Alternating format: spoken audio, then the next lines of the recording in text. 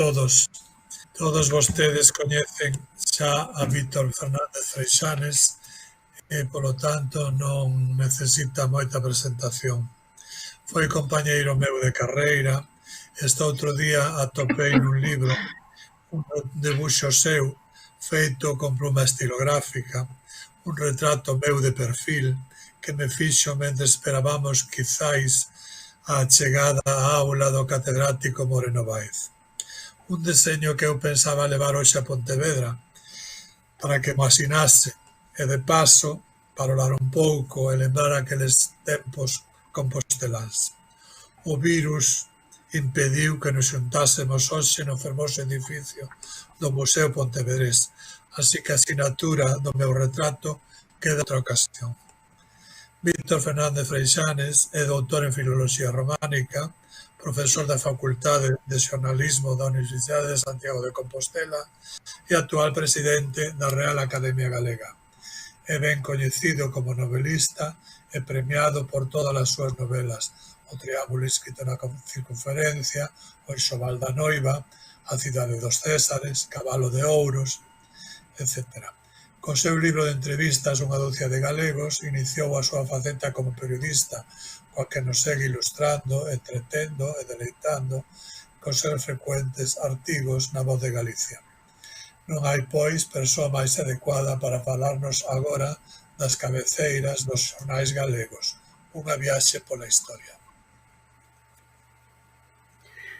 Ben, bons días outra vez a todos. Grazas, Antón, pola presentación e por guardar ese retrato que xa disfrutaremos xuntos como nos vellos tempos, que compartíamos banco ali escoitando a don Enrique Moreno Báez, a Viña Liste, a Serafín Moralejo e tantos profesores que admiramos. Eu vou ler o meu texto porque teño medo a irme de tempo e xa fixe unha chapoda espectacular e a ver como nos gobernamos. Efectivamente, vou falar sobre as cabeceiras dos xornais en lingua galega. Julio Camba, nun artigo publicado en 1924 na revista de humor Muchas Gracias, propón unha clasificación das cabeceiras ou nomes dos periódicos existentes en España naqueles anos segundo accidentes xeográficos, el Pisuerga, el Miño, el Guadalquivir, meteorolóxicos, la aurora, la mañana, la noche, formas de goberno, la monarquía, la república, evocacións planetarias e mesmo interplanetarias, rótulos puramente informativos como el telegrama, las noticias, la correspondencia, outros que se apoyan nun adxetivo que os define, el demócrata, el liberal, el imparcial, el intransigente. Están os que o autor denomina fonéticos, la voz, el clamor, el grito, cabeceiras que fan referencia a profesións como piloto, el verdugo, os que responden a efectos luminosos como el faro, la antorcha, la lámpara, cabeceiras de carácter guerreiro. O artigo de Camba é de febreiro de 1924 e ten a retranca propia do autor cunha clasificación intuitiva na que fala asemade dos periódicos que incorporan nomes de países ou patrias e periódicos de oposición con cabeceiras tan elocuentes como el fusil, la jeringa, la navaja barbera, el limpiatubos, etc.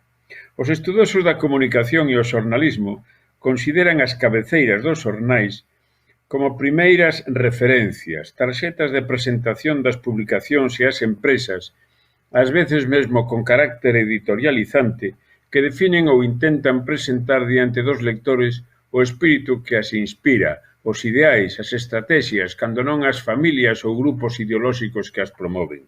En palabras de Laura González Díez e Pedro Pérez Cuadrado, que reflexionaron sobre este aspecto non demasiado tratado polos especialistas, as cabeceiras son elementos básicos da identidade visual da prensa diaria, elementos que permiten ao xornal presentar unha imaxe editorial propia e diferenciada fronte aos competidores.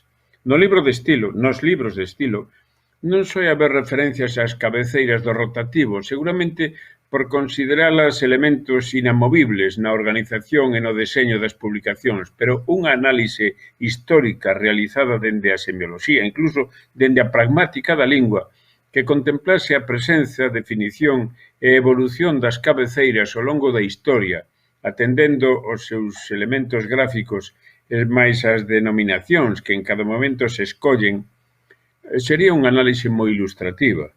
Neste ensaio relacionamos as cabeceiras dos xornais ca onomástica e máis cas marcas comerciais, na medida en que a cabeceira do xornal efectivamente define o produto, identifícao, preséntao no mercado, intenta establecer os límites do mesmo, diferenciando dos competidores.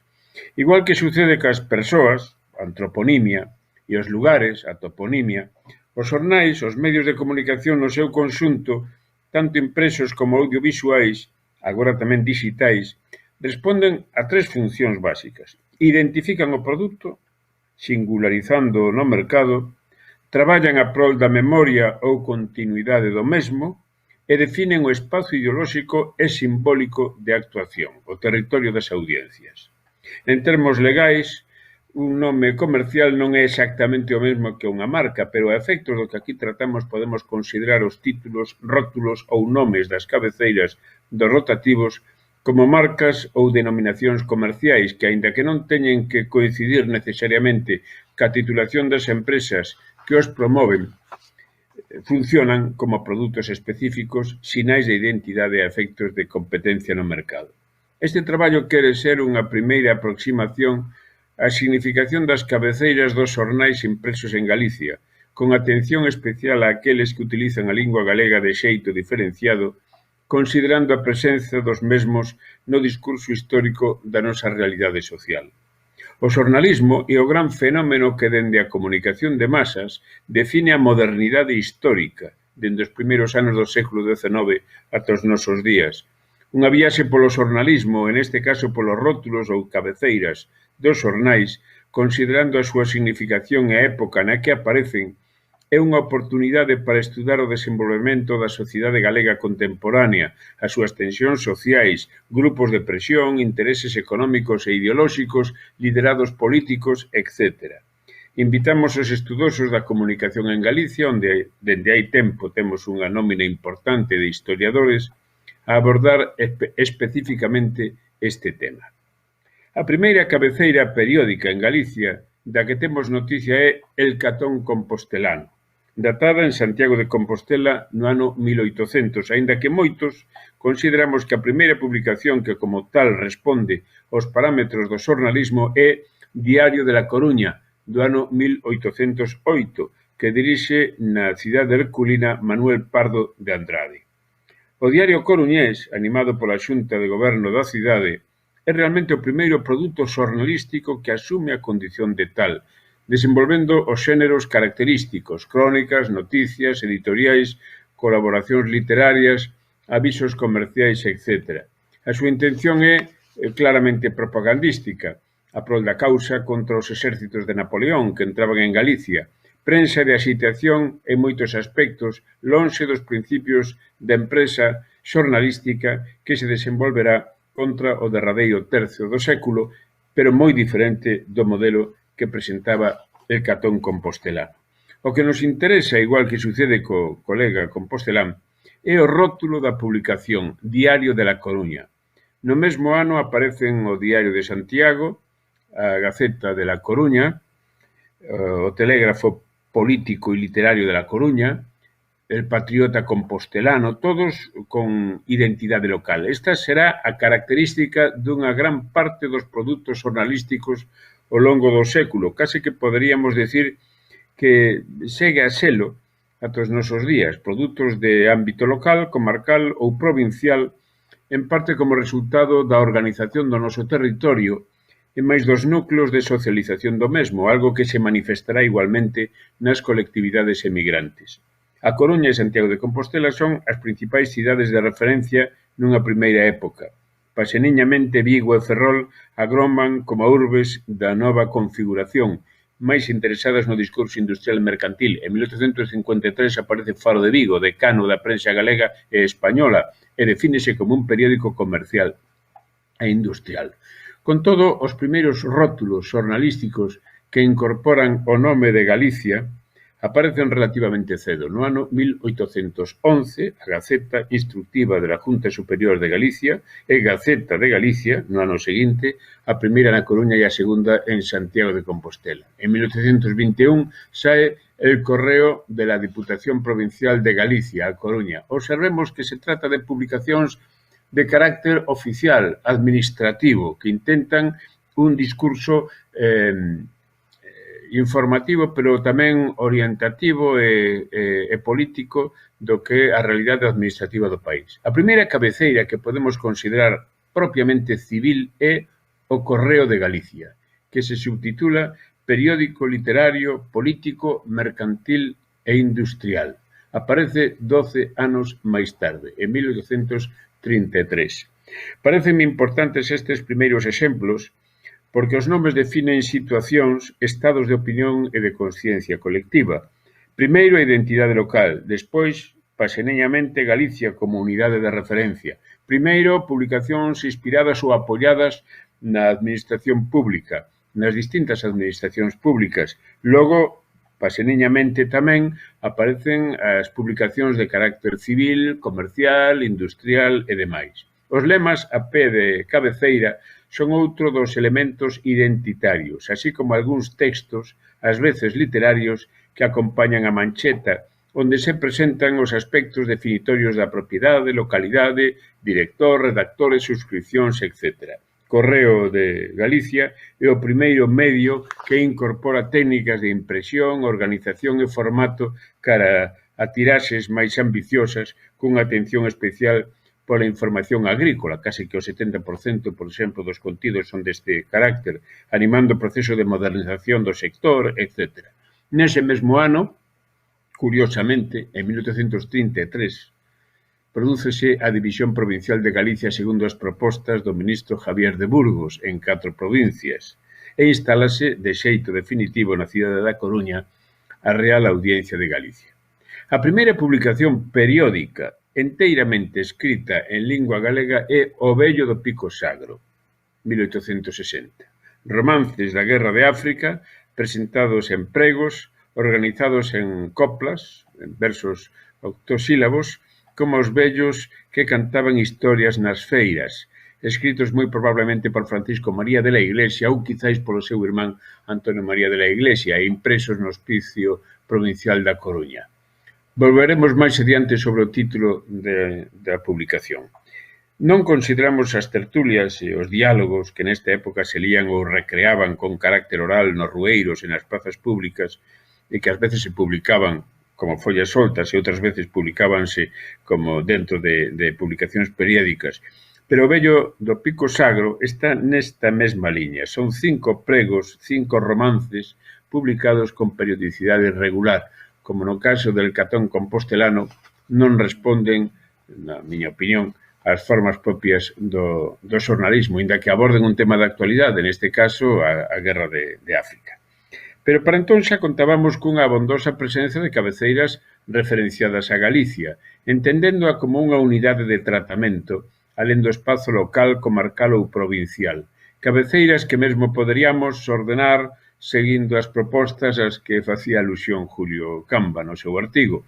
Enrique Santos Galloso fixo inventario cumprido de case que todas elas. Pensemos que entre 1808, data da publicación de Diario de la Coruña, e o ano 1900 contabilizamos alrededor de 2000 publicacións periódicas no país. Alén de impresos de carácter local, comercial ou ideolóxico, o nome de Galicia aparece xa cada vez con máis pulo. El Idólatra de Galicia, El Iris de Galicia, Revista de Galicia, El Emancipador Gallego, La Situación de Galicia, El Centinela de Galicia, Aurora de Galicia, El Fomento de Galicia. Non vou parar agora, pero cando se publique este traballo, pois os lectores terán oportunidade de ver cada un deles. Todos anteriores, por certo, a aparición do vello do pico sagro. Nalgúnas está presente o galego, mais sempre con carácter secundario, circunscrito a producións moi concretas, composicións poéticas, relatos, contos populares, rexougas e avisos de humor. O humor é referencia maioritaria no uso da lingua galega neste período. Humor e enxebrismo. O discurso político e informativo realízase en castelán. Mais as cabeceiras amosan a orientación das propostas. el conciso Correo de Galicia, el idólatra de Galicia, do que falamos antes, no que colabora Antolín Faraldo, Antonio Neira de Mosquera, José María Posada, Alberto Camino, etc. Las Musas del Lérez, en Pontevedra, en 1842, fundado por Xan Cubeiro Piñol, autor do Dicionario Gallego de 1876, el Recreo Compostelano, que dirixe Antonio Neira de Mosquera, el Gratis, en Vigo, 1843, primeira folla periódica de anuncios que houbo en Galicia, el Porvenir, na Coruña, revista de la Juventud Gallega que tiña problema todo para Galicia, abajo reglas, escuelas e maestros, impreso pola viúva e fillos de Compañel e dirixido por Antolín Faraldo, mesmo Antolín Faraldo que dirixe en 1846 La Revolución. A meirande parte destas publicacións teñen unha vida efímera, pero no seu conxunto amosan xa a vitalidade dunha sociedade que puxaba por expresarse, organizándose en grupos, tendencias e mesmo correntes de opinión, intereses comerciais, etc. Unha sociedade que se adentraba nos camiños da modernidade. Como xa dixemos, a lingua galega aparece moi de cando en vez. Estamos a falar dos albores do Rexurdimento. Alén dos romances do vello do Pico Sagro e as follas soltas das tertulias e os diálogos, a primeira publicación periódica inteiramente escrita en lingua galega que ten continuidade e a cada recoñecemento como tal é o Tío Marcos da Portela, de 1876, que dirixe en Ourense un dos grandes xornalistas galegos do seu tempo, Valentín Lamas Carvajal. Alén Moyano, que por primeira vez promovía en España o ensino público, é de 1857. O Tío Marcos da Portela líase en voz alta, como gran parte dos periódicos daqueles anos, e mesmo ata a xeración dos nosos avós. Alguén que sabía ler lía o xornal para o común da parroquia e incluso o comentaba. A lingua procuraba conscientemente unha dimensión popular para facilitar a comunicación e a eficacia. Seica, o periódico de Lamas Carvajal, publicado nunha Galicia maioritariamente analfabeta, tamén no seu propio idioma, chegou a ter unha difusión de 4.000 exemplares por número, difusión que debemos considerar extraordinaria no seu tempo, contexto e circunstancias. Nas súas páxinas publicouse un dos grandes textos literarios da Galicia do século XIX, o Catecismo do Labrego. A xente das aldeas a que se dirixía fundamentalmente o periódico ía á redacción a consultar problemas e preguntaba polo tío Marcos, pensando que o personaxe existía realmente. Reparemos nas dúas primeiras cabeceiras en lingua galega. A dos romances de guerra de O vello do Pico Sagro evoca a representación simbólica dun lugar tamén simbólico. A ver se a podemos volver ver. O cume de cuarzo que se ergue no concello de Boqueixón a carón de Compostela, dominando a paisaxe, centro a referencia de numerosas lendas xacobeas.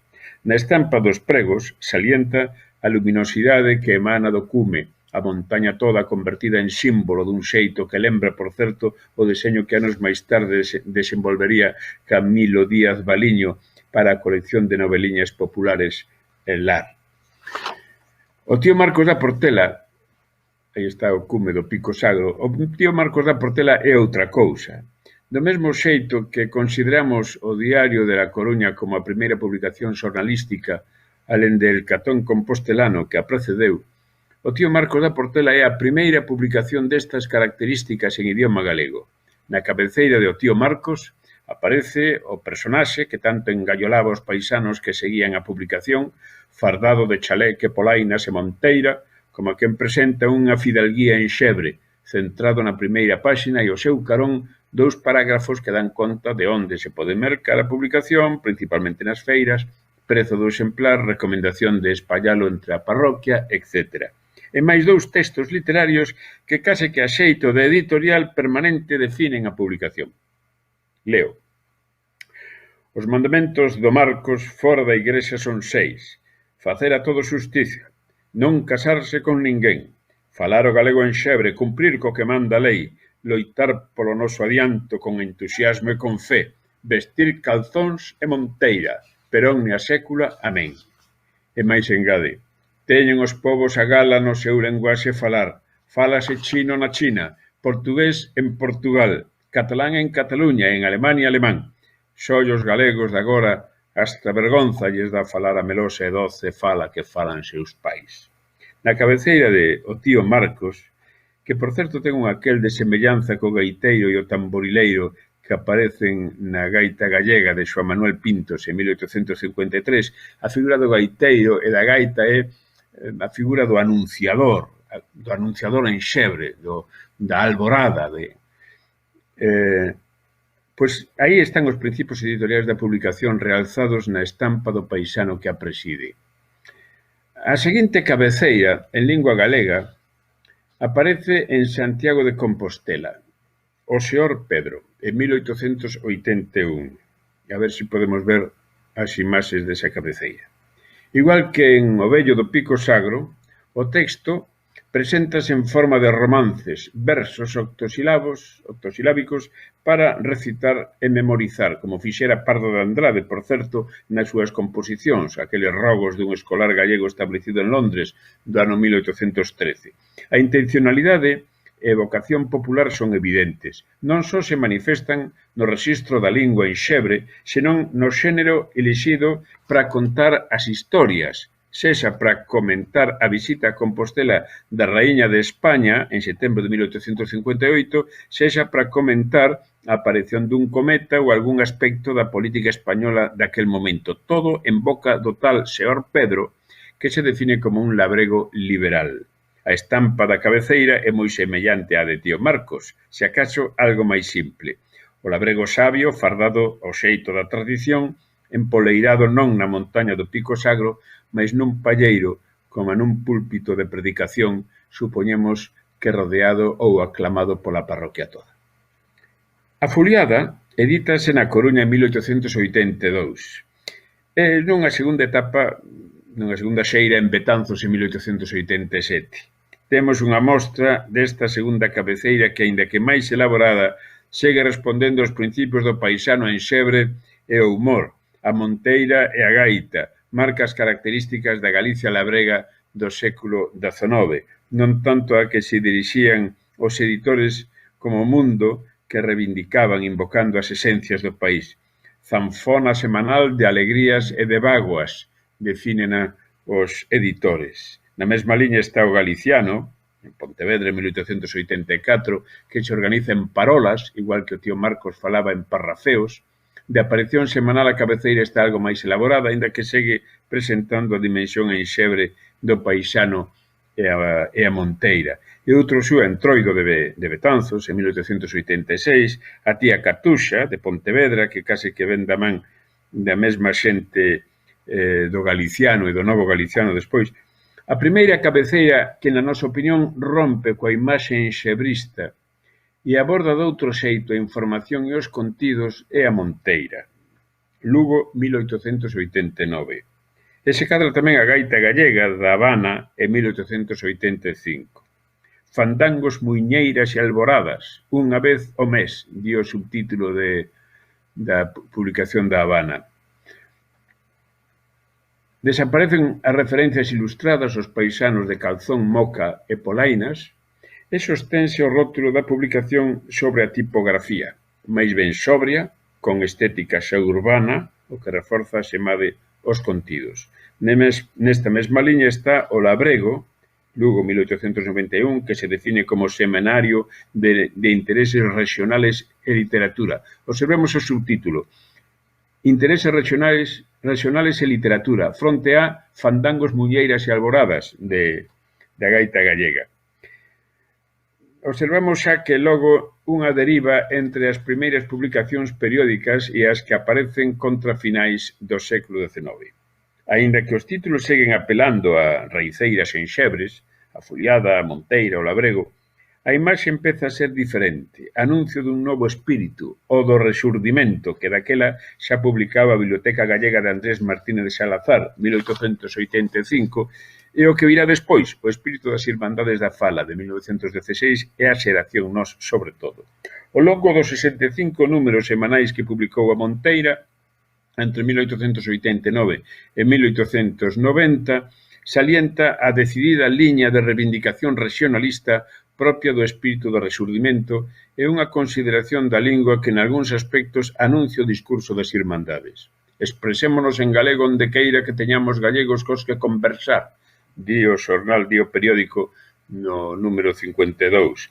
A publicación usa o idioma tamén para a publicidade. Cada vez máis o xornalismo e as cabeceiras dos xornais empezan a concibirse como iniciativas que tiñan que actuar no mercado para ser enviables, mesmo sen renunciar a propostas políticas e ideolóxicas.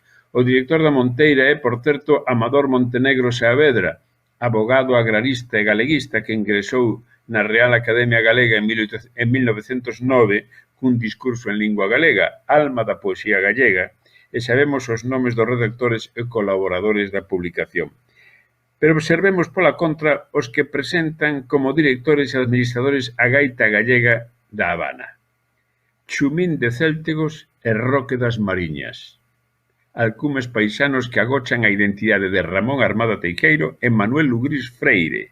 Dous posicionamentos distintos diante do xornal, dous rexistros diferentes para unha publicación periódica en galego. Estamos a vivir un cambio. O século XX significa para a lingua galega un salto cualitativo na concepción, uso social e reivindicación do idioma. Fronte a unha concepción case exclusivamente literaria, as Irmandades reivindican o seu uso pleno en todos os ámbitos da actividade social e en todos os estamentos da sociedade. Lingua, na administración pública, nas cátedras, na correspondencia oficial e privada, na educación, na política, tamén na publicidade, nas publicacións periódicas e no xornalismo. Iniciativas como as que no seu momento promove dende a Coruña o xornal El Noroeste en 1918, en gran medida un anticipo do que logo será a revista Nós, ou coleccións de novela popular como Céltiga, de 1922, e Lar, de 1924, son a expresión deste novo tempo. O periódico A Nosa Terra aparece na Coruña por primeira vez o 4 de agosto de 1907, dirixido por Eugenio Carré Aldao, voceiro do sector regionalista de Solidaridade Gallega. Era bilingüe. Nel colaboraban os integrantes da Cova Céltica, Murguía, Pondal, Lugrís Freire, Martínez Salazar, membros da recentemente inaugurada Academia Galega. Publicáronse 60 números, ata o 27 de outubro de 1908. A partir de 1916, resorde como boletín decenal e diario da Irmandade da Fala en Galicia e nas colonias gallegas de América e Portugal, dirixido ata o ano 1921 por Antón Vilar Ponte e máis tarde por Víctor Casas. É a primeira publicación periódica que se define como nacionalista galega. As primeiras ilustracións son de Fernando Cortés Bujía, que foi tamén membro da Real Academia Galega na que ingresou en 1941. Non é o lugar para comentar as distintas etapas da publicación, que logo da Asamblea das Irmandades celebrada en 1922, onde se produce unha ruptura no movimento nacionalista, pasa a ser voceiro da Irmandade da Coruñesa e a partir de febreiro de 1932 xa volve a resurdir como boletín do Partido Galeguista, que acababa de fundarse en Pontevedra. Podemos seguir as distintas etapas da publicación e a estética das diferentes cabeceiras dende a de 1907, coa representación do gaiteiro e o escudo de Galicia, aínda daquela, e a evocación da alborada, abrindo o novo día por detrás das montañas e a espadaña da igrexiña do lugar, as cabeceiras tipográficas posteriores. Unha evoca aquel mundo galego do XIX e as tipografías posteriores xa van anunciando ese espírito das Irmandades e do Partido Galeguista ao que facía referencia. Algúnas delas que desenvolve a imaxinería case que religiosa de retablos barrocos que desenvolve Camilo Díaz Baliño, incluindo o dolmen e a estrela, característicos de moitos dos seus decorados e ilustracións de estilo simbolista, as tipografías de Castelao da derradeira etapa e outras estéticas. A evolución da cabeceira evidencia a evolución do discurso, cada vez máis centrado na racionalidade argumental e laica e menos nos valores simbólicos de emotividade case que religiosa. O propio nome A Nosa Terra, que tamén é unha marca, abonda para definir a posición diante dos lectores. A Nosa Terra acaba sendo en sí mesmo unha marca, igual que sucede ca revista Nós, que acaba sendo unha marca contemporánea da nosa terra, por certo, e que apela, eso sí, a un público distinto, ou polo menos complementario. O Boletín das Irmandades, logo o Boletín do Partido Galeguista, é unha publicación máis ben de partido, cunha aberta intencionalidade política en certa medida propagandística. A revista Nós, que empeza a publicarse en Ourense en outubro de 1920, nace cunha decidida vocación cultural. Castelao construe un diseño inspirado nas formas do Pórtico da Gloria, tanto para a cabeceira como para as viñetas do interior. Esta que acabábamos de ver da nosa terra non é de Castelao, que era de Díaz Baliño. A que podemos ver agora, seguramente poderemos ver as imaxes de evocación simbólica que salienta a forza do discurso en parte amplificador das irmandades. Este ensaio conclúe aquí, se acaso con algunhas referencias a outras cabeceiras da época que xorden na fervura dos anos da República, aqueles que Rafael Dieste calificou como un tempo de entusiasmo, senón todas monolingües, si cunha presenza importante e cualificada da lingua. Alborada, Cristal, Ronsel, Yunque, Resurdimento, Guieiro, unhas de carácter literario, outras máis de carácter político ou de partido. Logos, a revista Logos, subtitulada Boletín Católico Mensual, que se edita en Pontevedra, empeza a editarse en Pontevedra en 1931, para que Castelao, por certo, deseña a cabeceira recreando a figura do profeta Daniel do Pórtico da Gloria, esa referencia constante a este tipo de símbolos e algo que caracteriza tamén as cabeceiras desta época. A revista Logos, digo, era monolingüe e abría o espazo da cultura religiosa no discurso do galeguismo. Máis arriba fixemos referencia ao xornal El Noroeste, que se publicaba na Coruña e no que por primeira vez aparece a idea de Nós como suplemento literario. O 25 de xullo de 1922 sae en Vigo o xornal Galicia, que dirixe Valentín Paz Andrade, referencia sobranceira do xornalismo galego e galeguista nesa época. A tipografía da cabeceira, que é de Castelao tamén, reafirma a identidade, pero xa é tipografía, non hai outro tipo de ilustración. 2 anos despois, El Pueblo Gallego, que promove dende o agrarismo e o galeguismo Manuel Portela Valladares, continúa en certa medida o espírito do anterior que fora clausurado pola ditadura de Primo de Rivera. Son exemplos de publicacións periódicas que, sen ser monolingües, acolleron nas súas páxinas non só a lingua, mais o discurso modernizador que se afirmaba nunha Galicia nova e urbana, pois ambas as dúas cabeceiras nacen na cidade de Vigo. O levantamento militar do 18 de xullo de 1936 estragou todas as expectativas. Os deseños das cabeceiras non son inocentes, nin improvisados, nin arbitrarios. O nome que se elixe para a publicación tampouco. Esta é outra liña de traballo na que pagaría a pena afondar. No rexistro dos que actualmente dispoñemos hai alrededor de 200 cabeceiras con nome específico e único de Galicia ao longo da historia, case que como unha bandeira, pois tal é a significación dos rótulos dos xornais, bandeiras que proclaman os contidos e convocan lectores e seareiros. Galicia na terra e Galicia en América e Portugal, como decía o lema das cabeceiras das Irmandades. Galicia en Habana en 1904, en Buenos Aires en 1931, en Cataluña en 1929, en Madrid en 1932. Entre as colectividades emigrantes, en Cuba e na Argentina, sobre todo, as cabeceiras co nome da terra, adxetivado ou non, son moi numerosas, alternando en ocasión cos nomes das parroquias ou sociedades locais de emigrantes, outra característica, como comentamos, do xornalismo galego destes anos. Con algúns adxetivos como complemento, registramos alrededor de 300 cabeceiras máis, en total, case que medio millar ca marca identitaria do país. E remato. Como dixemos, o primeiro deste traballo, esta non é máis que unha primeira achega a un tema que nos parece moi significativo. Nesta ocasión, centrámonos exclusivamente nun período e nun tipo moi específico de xornais, aqueles que utilizan a lingua galega como marca exclusiva, risco de identidade que tamén os define.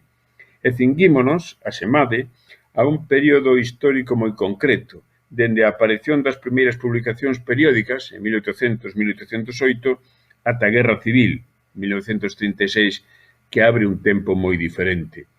deberíamos ir máis alá, contemplando o discurso do país no seu conxunto, analizando as súas derivadas, os distintos modelos e estilos que ao longo dos anos van definindo o discurso da sociedade galega a través dos medios. O tempo do exilio é especialmente rico e significativo, tanto en América como en Europa.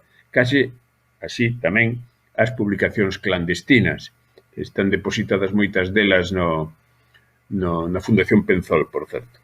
Na transición cara á democracia e, sobre todo, a partir dos derradeiros anos da década dos 70 do século pasado, do século XX, as cabeceiras multiplícanse. Mesmo deberíamos considerar os medios audiovisuais. As primeiras emisoras de radio son da década dos anos 30. A primeira denomínase Radio Galicia, en Santiago de Compostela, animada, por certo, polos movimentos pro Estatuto de Autonomía de 1936. Logo aparecen Radio Vigo, Radio Pontevedra, Radio Coruña, etc. E outros sí, os medios digitais na actualidade, que tamén poderían ser analizados dende unha perspectiva semiótica e pragmática. A materia de estudo, rebato xa, dá para moito máis. Tal como apuntaba Julio Camba no seu artigo de 1924. Falaba el da realidade española, mas non é menos rica a realidade galega nestas épocas. E poderíamos incluso pararnos de por que a voz de Galicia se chama a voz e cantas voces hai. Por que o faro de Vigo é un faro, igual que a linterna, igual que a antorcha de Galicia, etc. Por que o progreso, cando aparece esa denominación de progreso e que significado ten. O mesmo sucede co correo, relacionado sempre co comercio, co intercambio comercial, etc. Na medida en que a empresa xornalística foi transformándose nun proceso comercial e industrial e a información pasa a convertirse, asemade, nun produto de mercado, os nomes mudan, mais a identidade permanece, como unha necesidade para ubicar o medio física, temática e ideolóxicamente, mesmo como orientación para as súas potenciais audiencias. Un estudo das marcas comerciais da prensa, do seu significado, e, en xeral, dos medios de comunicación de masas, impresos, audiovisuais e agora digitais, é unha fermosa e ilustrativa viaxe para a nosa historia contemporánea. E dende aquí animamos os nosos investigadores. Moitas grazas.